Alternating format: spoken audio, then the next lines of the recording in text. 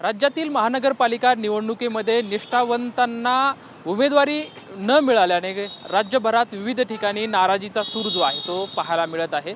सध्या पुण्यामध्ये सुद्धा पाषाण असेल, सोमेश्वरवाडी असेल किंवा सुतारवाडी या परिसरामध्ये उमेदवारी न मिळाल्यामुळे अजितदादा आमचं काय चुकलं अशा आशयाचा बॅनर जो आहे तो सर्वांचं लक्ष वेधून घेत आहे।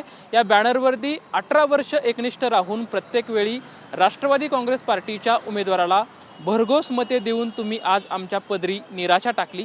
प्रमोद अण्णा निमन सारख्या तुमच्या निष्ठावंत शिलेदारावर तुम्ही केलेल्या अन्यायामुळे आमच्या भावना दुखावल्या आहेत।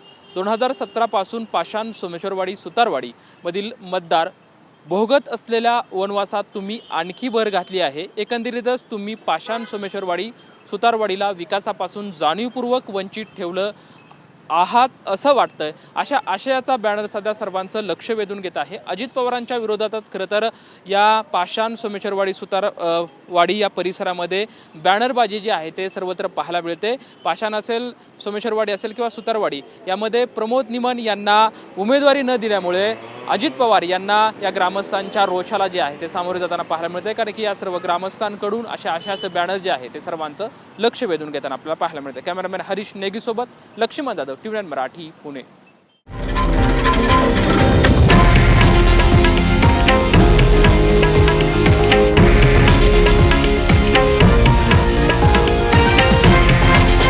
हे आहे देशातील नंबर 1 न्यूज नेटवर्क आणि आपण पाहत आहात TV9 मराठी, एकमेव।